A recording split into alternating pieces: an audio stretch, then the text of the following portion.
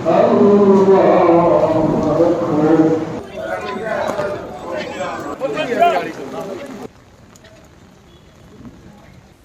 আজহাকে ঘিরে সবার মাঝে ঈদের আনন্দ বইছিল, কিন্তু গত দুদিন থেকে টানা বৃষ্টি যেন চিন্তার কারণ হয়ে দাঁড়িয়েছিল। প্রস্তুত ছিল বিয়ানীবাজার উপজেলার বিভিন্ন ঈদগাহগুলো, কিন্তু টানা ভারী বর্ষণে ঈদের আগেই পানিবন্দী হয়ে পড়েন কয়েকটি এলাকার মানুষজন। ঈদের জামাতের আগে মধ্যরাত থেকে শুরু হয় ভারী বর্ষণ।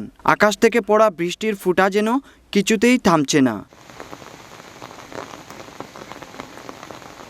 ঝুম বৃষ্টির মাঝে ছাতা মাথায় দিয়ে ঈদগাহে হাজির হন মুসল্লিরা।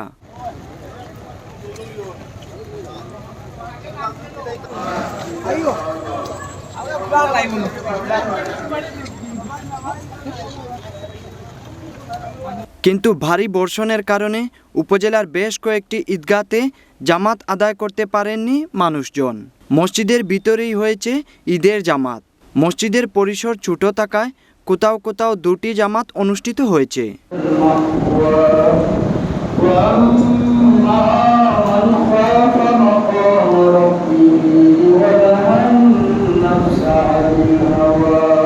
ভারী বর্ষণের ফলে মুসল্লিদের উপস্থিতিও কম ছিল।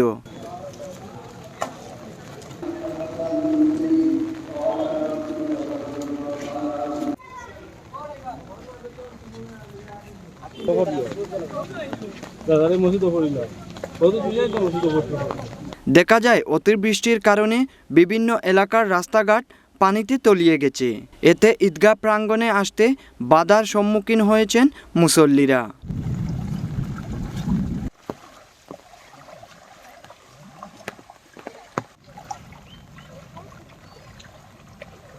ঈদুল আজহার পশু কুরবানিতেও বাধা হয়েছিল বৃষ্টি, তবে বৈরী আবহাওয়াকে উপেক্ষা করে ঈদ উদযাপন করেছেন মানুষজন।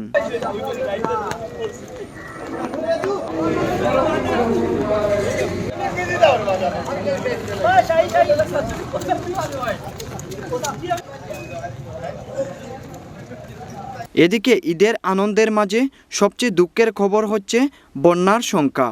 আবারও ভয়াবহ বন্যার সম্মুখীন হতে চলেছেন সিলেটবাসী, এমনটাই ধারণা করা হচ্ছে। শাকের আহমদ, SRI TV।